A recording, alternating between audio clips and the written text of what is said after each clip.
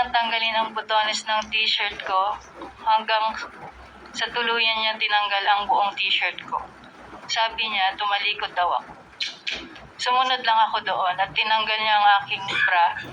Pagkatapos hinawakan niyang balikat ko at hinila pahiga sa kama. Nung nakahiga na ako, pumaibabaw sa akin si Kibuloy tapos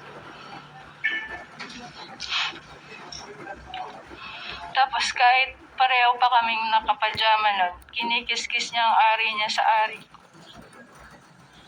Nung tinigasan na siya, sinimulan niyang tanggalin ang pajama at pants at underwear ko. Sinipsip niya ang dibdib ko, tinanggal din niya ang pajama, pants at brief niya na the reach of the law.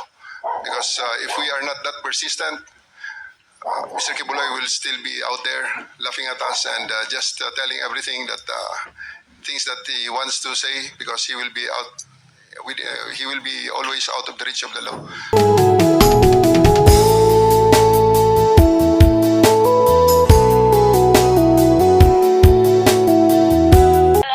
Pastor Kibuloy bilang minor de edad na pinaniwala nila ako na hindi dapat questionin ang pagsasamantala niya dahil mali na questionin ng ama.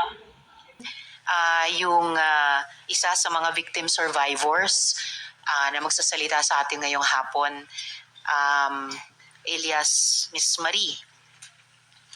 Willing po ba kayo magbahagi nung karanasan mo? Briefly, pero ano yung pinaka-importanting yung kwentong buhay mo na gusto mong sabihin sa aming komite? You have the floor. Good afternoon, Madam Chair, Senator Risa Ontiveros, and everybody present in this hall. Ako, alias Marie Josephine, Filipino, nasa legal na edad at naninirahan sa Davao City. Matapos na makanumpa ng naaayon sa batas ay malaya at kusang loob na naglalahad ng mga sumusunod. Ako ay dating membro ng Kingdom of Jesus Christ o KOJC simula nung ako ay grade 5. Naging membro ako ng KOJC dahil in-endorse ako ng aking mama matapos siyang maging avid televiewer ni Pastor Kibuloy sa kanyang mga programa at enrollment iyon ng pasukan. Ayon sa kagustuhan ng mama ko, napagdesisyonan niyang ilagay ako sa KOJC para mapunta ako sa safe environment kasi natatakot siya na may mangyari raw masama sa akin kasi may itsura daw ako. Sa pagkakaalala ko, noong June 2013, dinala ako ng mama ko sa KOJC. Nag-attend kami ng Thanksgiving and worship presentation sa KOJC Cathedral. Napaka-welcoming ng mga miyembro ng KOJC sa amin kasi kusa naman kaming nag-attend ng service worship nila. Sa pagkakataong iyon, nakuha namin ang atensyon ni Nelly Canada na sa pagkakaalam ko ay may mataas na katungkulan sa Jose Maria College o JMC bilang Dean o Administrator. Pagkatapos ng worship, in-invite kami ni Mama na ipakilala kay Kibuloy sa dating Victoria's Building, kung saan doon kumakain si Kibuloy at malalapit sa kanya pagkatapos ng worship.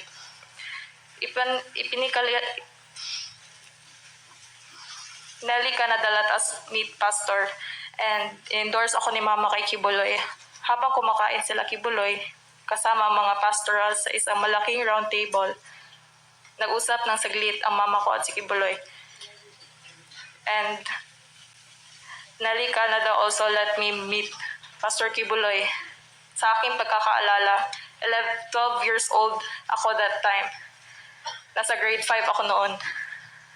Narinig ko si Kibuloy na sinabihan si Nelly Canada na patirahin ako sa dorm. Sa pagkakataong iyon, natuwa ako kasi sa isip ko magkakaroon ako ng freedom since medyo hindi naman kami in good terms ni Mama. Ipinakita sa amin ang mga kwarto doon sa dorm at maayos naman ang mga kalagayan nito. Kinabukasan, kasama si Nelly Canada, kinuha namin ang mga gamit ko sa bahay, sakay ng isang Innova ng KOJC. At simula noon, doon ako pinatira sa loob ng compound.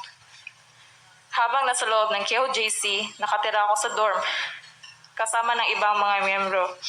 Sa pagkakaalala ko, nag-aaral ako ng grade 5 sa JMC, habang binabayaran ng papa ko ang tuition ko, ngunit may discount bilang miyembro ng KOJC. Sa pang-araw-araw na pamumuhay doon, tinuruan kami na lahat ng gagawin namin ay nakabase sa schedule. Sa umaga, magigising kami para mag-devotional na alas 4 o alas 5. Pagkatapos ng devotional, gagawin namin ang mga assigned tasks o work job na tinatawag kagaya ng pagmamap ng sahig, pagwawalis, pagpunas ng mga furniture sa common area at paglilinis ng kwarto. Isang house parent namin ang nag-a-assign ng work job. Naalala ko din na kapag gusto namin lumabas ng compound, madaming dadaan ang proseso at hindi sa lahat ng pagkakataon ay mapapayagan lumabas ng compound. Noong senior high ako, pinalipat ako sa ibang quarters kung saan nakatira ang isang leader na kasama ko. Sa panahong ito, nagsisilbi na ako bilang member ng choir. Kalaunan, na-assign ako sa pastoral department. Meron pa din akong work job at minsan nag-serve ng pagkain ni pastor. Sa panahon iyon, napapansin ko parati niya kasama sa kainan si Stephanie Ibarra, na isa ring pastoral sa inner circle. Sa pagkakaalam ko at alam din ng lahat na paborito ni Pastor si Stephanie Ibarra. Parati kasama ni Kibuloy si Stephanie kahit saan siya magpunta. Mga taong 2017, naimbitahan ako na kumain sa JMC lobby kasama si Kibuloy at ng iba pang mga inner pastoral. Nalaman ko kalaunan na kapag nakakasama ka na sa ganitong groupings ay malapit ka na mapagbilang sa inner pastoral. Naranasan ko ang ganitong routine na mga ilang buwan. Pagkatapos ng mga ilang buwan, isang gabi, inibita ako ng isang inner pastoral na si Patricia. Sabi niya sa akin, Marie, pinapatawag ka ni Sir kasi sabay daw tayo maghilot, be presentable. Pagkatapos noon, nag-prepare ako, nagligo ako at inayos ko ang aking sarili. Sinamahan ako ni Patricia sa isang private theater ni Kibuloy. Pagdating ko doon, nakita ko si Jacqueline Roy at ibang inner pastoral na nag-aabang sa anumang iutos ni Kibuloy. Habang siya ay nakaupo sa kanyang recliner chair habang nanonood ng movie, pagdating namin doon, binulungan ako ni Patricia na pumesto sa may kaliwang paa ni Kibuloy. Hinilot ni Patricia ang kanang paa habang ako ay nagsimula na maghilot sa kaliwang paa. Si Jacqueline Roy naman ang nagmamasahe sa balikat ni Kibuloy. At sa pagkakataong iyon, naramdaman ko na privilege ako kasi hindi lahat may opportunity na makasama si Kibuloy or ang itinuturing namin na anak ng Diyos or appointed son. Sa tuwing nagtotestify ang mga inner pastoral sa worship or may event or team building, parati sila nagpapasalamat sa pribilehiyo na binigay ni Kibuloy sa kanila, kaya iyon ang nakatatak sa isip namin ng mga membro.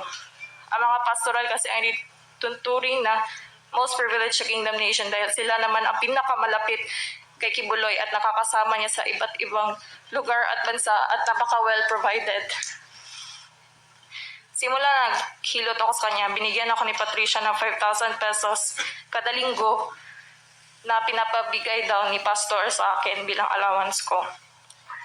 Pinapalipat din ako ni Jacqueline Roy sa kwarto ni Patricia kung saan malapit ito sa kwarto ni Kibuloy. Naranasan ko rin maisama sa Hong Kong at magstay sa isang 5-star hotel kasama ang mga inner pastoral. Binigyan din ako ng pocket money na pambili ng anumang gustuhin ko. Nagsimula rin ako maglinis sa kwarto ni Kibuloy kasama ang ibang mga pastoral. Hindi kasi lahat ng membro pwede pumasok sa kwarto ni Kibuloy. Nung nanging pastoral na ako, pinagbawalan ako ng mga nakakatandang inner pastoral na pumunta sa mga lugar na madaming lalaki o makipagkaibigan sa mga lalaki. Bilang miyembro ng KOJC, pinagbabawalan rin kami na magkaroon ng boyfriend o gumamit ng cellphone at pinagbabawal pa kami ng iba't pang mga bagay. Noong naramdaman ko na mapapabilang na ako sa inner pastoral, madami ako natanggap na mga bagay kagaya ng pabango, chocolate, damit na galing ibang bansa at iba pa. Paulit-ulit na lang ang ganitong routine sa aking buhay ng ilang taon sa loob ng KOJC compound noong February 2023. Dahil sa kagustuhan kong makapag-aral ng kolehiyo sa labas at sa pagniwala ko naman may kakayanan akong makapag-aral, lumayas ako sa KOJC compound at hindi na bumalik doon. Noong araw na mismo na iyon, pumunta ako kay Patricia dahil alam kong lumayas na din siya sa KOJC compound sa panahong iyon. Doon ko nalaman na inutusan siya ni Jacqueline Roy Nahihanda ako para maging membro ng Inner Pastoral. Sinabi ni Patricia na kinausap din siya ni Kibuloy para ihanda ako na maging membro ng Inner Circle. Inamin din niya na si Kibuloy Inamin din niya na lahat ng akusasyon na sexual exploitation laban kay Kibuloy na inaakusa ng mga lumabas na pastoral ay totoo. Inamin din ni Patricia na inaalay nila ang katawan, isip, kaluluwa at spirito nila kay Kibuloy para sa mga sexual na gawain at paghihilot ay umpisa lang ng duty sa pagiging inner circle pastoral. Ayon sa kanya, sabi ni Patricia, dito sa panahong ito, sinisubukan ni Kibuloy kung handa na ba ang isang inner pastoral para ialay ang katawan, isip at kaluluwa para sa kanya. At nung nalaman ko iyon, nagtampo ako kay Patricia kasi pakiramdam ko, ilalagay niya pala ako sa kapahamakan. At hindi niya ako sinabihan sa mangyayari sa akin. Pero, nagpapasalamat naman ako dahil nakaalis na ako doon sa compound. At hindi ako napagsamandalahan. Kaya ako nagsasalita ngayon dahil as former member, alam ko na buong operasyon ng KOJC ay bawang panlilin lang lamang. Yun lang po, Madam Chair. Maraming salamat sa iyo, Marie. Ilang follow-up questions lang, okay? Kung maaari. Okay? Yes, Madam Chair. Alright. So, bilang muntik nang naging inner pastoral, bilang naging pastoral, ano yung paniniwala mo sa katauhan ni Kibuloy at kailangan nyo siyang pagsilbihan? Meron pa ba ikaw idaragdag na ano yung mga gawain nyo at ano naman din may idadagdag ka pa bang anong pinagbabawal sa inyo?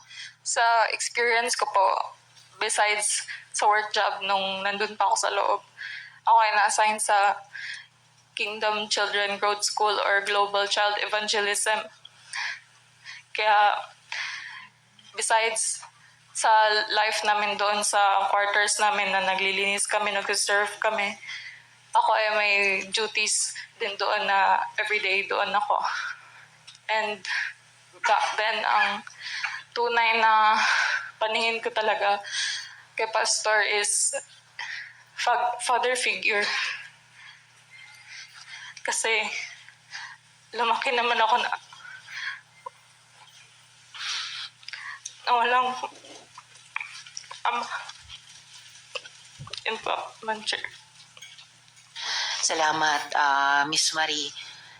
Sabi mo nga 11 years old ka nang ipagkatiwala ka, no, ng iyong mama sa KOJC. So, a few years after na inumpisahan kang i-groom para maging pastoral, so you were on your way to being part of the inner circle ng mga pastoral. At maraming beses binanggit mo si Jacqueline Roy bilang bahagi ng prosesong iyon. So, meron ka bang idadagdag pa kung bakit nasabi mo iyon na papunta ka na talaga sa gagawin kang inner pastoral? Meron pa bang ibang palatandaan na malapit ka nang maisali dun sa inner circle ni Kibuloy? Kasi nang lumabas si Patricia, tinanong ako ni Kibuloy kung handa ka na ba na ialay ang body, mind, soul, spirit mo para sa anak. He is referring to himself. At sabi niya na dito sa tanong niya sa akin kasi parang lately lang na lumabas si Patricia nan kung ano gusto ko sa future ko sa KOJC. Sabi niya ako, leader ba? Along those lines. Ang sagot ko lang, gusto ko lang kasi like ma-save yung soul ko. Yun talaga yung pinakahawakan ko dati. Yun po, Madam Chair. So, yung mga senyales mo na papunta ka na sa gagawin kang inner pastoral ay hindi lamang kay Jacqueline Roy pero kay Kibuloy mismo sa ganong mga pananalita at gawain nila. Yes po, Ma'am Chair. Okay. And eventually, hindi natuloy ito hanggang makatakas ka nga last year. So, bago ko itanong yung paano ka nakatakas, paano nangyari yon, pinagmassage ka rin, ano, nung pastoral ka pa at Yes, po. malapit ng gagawing inner pastoral. Sabay po kami ni Patricia. Sabay kayo ni Patricia. So, tig-isang paa na Yes, po. pinamasahe. Okay. So, paano nangyaring na nakatakas ka nung nakaraang taon? Nung nakaraan po, ibabalik na sana ako sa Tamayong kasi doon kami nag-aaral ng Bible School. Yun yung school na ACQ College of Ministries. And personally, gusto ko talaga makapagtapos ng kolehiyo na totoong kurso, maging professional, ganun po.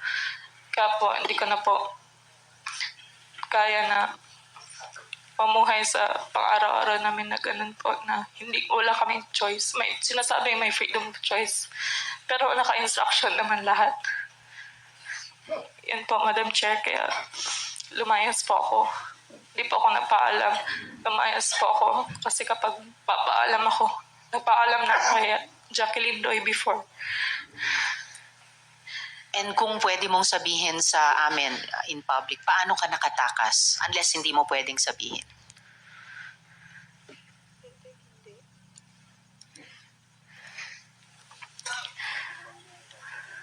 Okay lang kung hindi kaya, sabihin mo lang sa akin kung kaya mong sabihin or hindi. I beg po, Madam Chair, na hindi po sasabihin. Okay. So at least hindi mo sabihin in public. Huling tanong ko sa iyo sa ngayon, no, Miss Marie.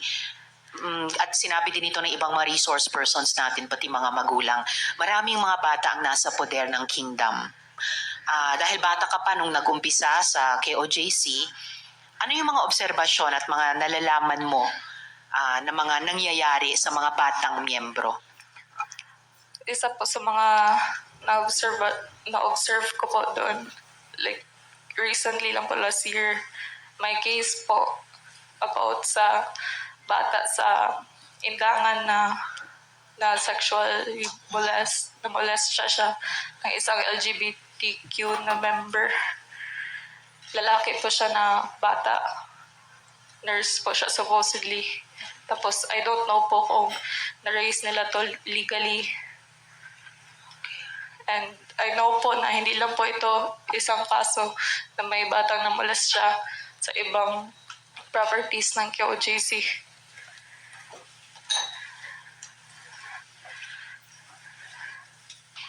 Okay, maraming salamat, Miss Marie. So, paki-stay on hanggat mag-adjourn tayo ng pagdinig just in case may iba pang at kaugnay na tanong sa iyo. Okay? Maraming Yes, salamat. Ituloy mo yung pangarap mong makapagtapos at i-pursue yung profesyon na iniisip mo para sa sarili mo. Okay? Salamat. Okay, salamat din po.